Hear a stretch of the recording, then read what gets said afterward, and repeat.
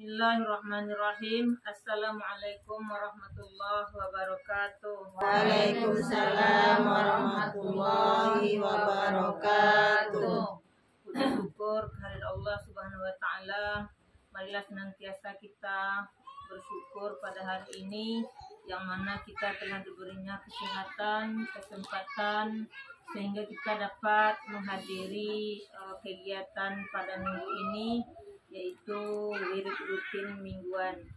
Kedua kali sholat beriring salam tak lupa kita hadiahkan kepada junjungan alam Nabi besar Muhammad sallallahu alaihi wasallam dengan melapaskan Allahumma sholli ala sayyidina Muhammad wa ala alihi sayyidina Muhammad.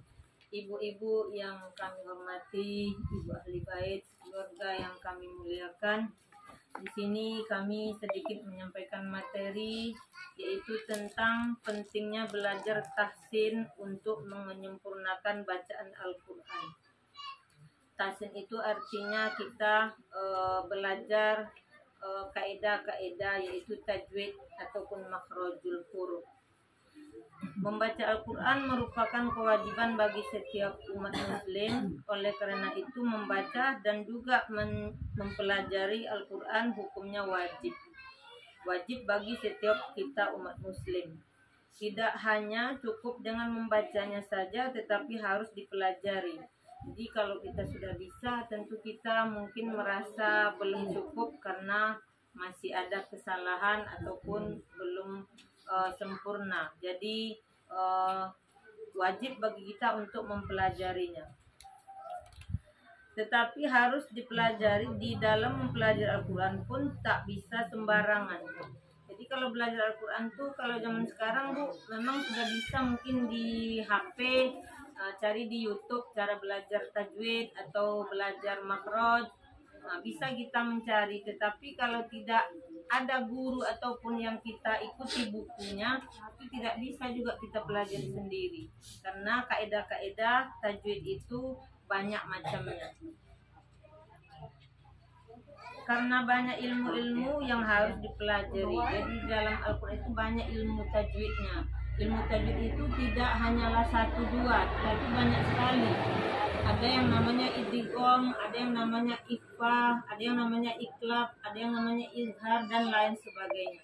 Jadi kalau kita dalam membaca Al-Quran itu, kalau kita memang mau menyempurnakan, tentu kita mempelajari hal-hal tersebut. Karena hukum-hukum tajwid itu penting kita pelajari. Tahsin Al-Quran di dalam Islam mempunyai makna bahwa di dalam membaca kitab suci Al-Quran haruslah benar dan tepat demi terjaganya keaslian praktik dakwah sesuai yang diajarkan oleh Nabi Muhammad SAW. Jadi tahsin sendiri di dalam bahasa Arab mempunyai arti memperbaiki, memperkaya atau menguatkan. Jadi kalau namanya belajar tahsin, ada sebagian kelompok wirid itu Bu, kami pulang bertahsin katanya.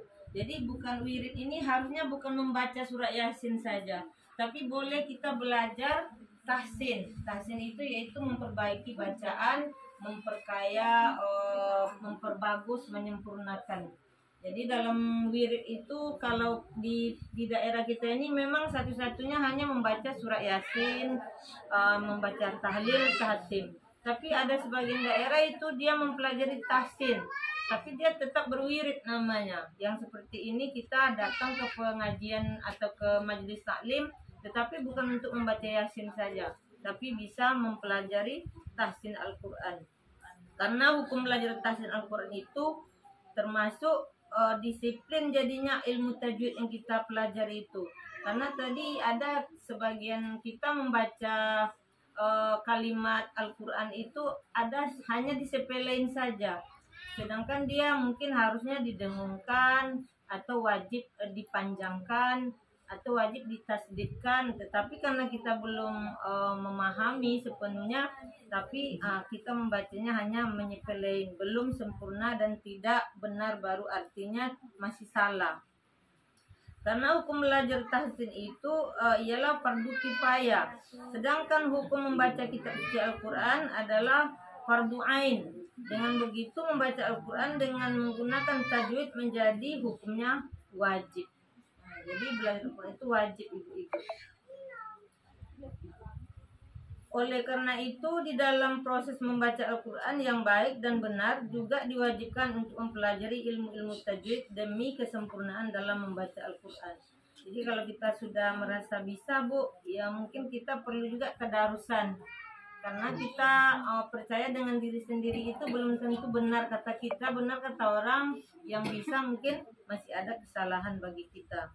Karena di dalam ilmu tajwid itu banyak yang akan kita pelajari itu, dan juga dalam membaca huruf-huruf Al-Quran itu juga kita melafazkan yang jelas melalui lisan dan bibir. Nah, terus di dalam ilmu tajwid juga ada yang namanya pembacaannya itu dari bibir saja. Apakah huruf yang dari bibir, ibu-ibu? Nah, tentu ada beberapa huruf hanya dari bibir bisa dilafazkan. Nah, mungkin seperti huruf ba, ma, wa, itu tidak bisa kita lepaskan dari lidah karena memang tempatnya di bibir. Jadi sebenarnya belajar tajwid itu kalau anak-anak sekarang mungkin dia tidak keberatan karena dia memang proses belajar. Tapi kalau ibu-ibu mungkin merasa keberatan karena dia merasa udah bisa. Tetapi nyatanya dalam membaca kadang-kadang kita masih banyak bersalahan.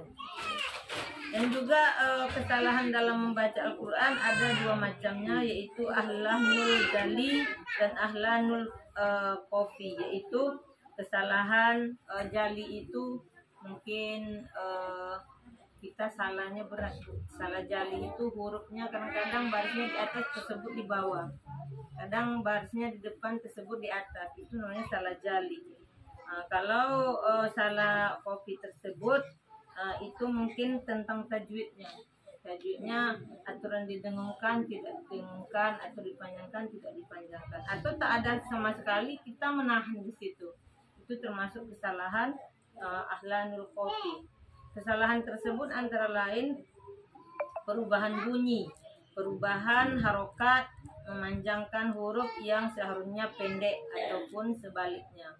Jadi manfaat tahsin Quran adalah merupakan cermin keimanan seorang umat muslim terhadap kitab suci Al-Quran, mencapai kualitas yang tinggi dalam membaca Al-Quran dan juga mempelajari Al-Quran, serta menghindari dari kesalahan dalam membaca Al-Quran. Jadi tahsin itu sebenarnya, Bu, yang memperbaiki dan memperindah bacaan, karena di dalam membaca Al-Quran itu banyak kaidah-kaidah tajwid dan juga makhrajul hurufnya yang harus kita benarkan.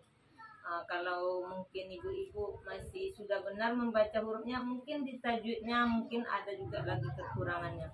Jadi untuk memperindah itu, maka kita pelajarilah tahsin Al-Quran tersebut, yaitu membacanya dengan menyempurnakan. Sebelum sempurna tentu kita pelajari terlebih dahulu.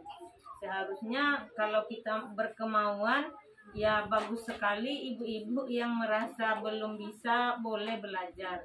Tidak ada salahnya karena belajar Al-Quran itu wajib. Itu saja ibu-ibu mungkin pada hari ini.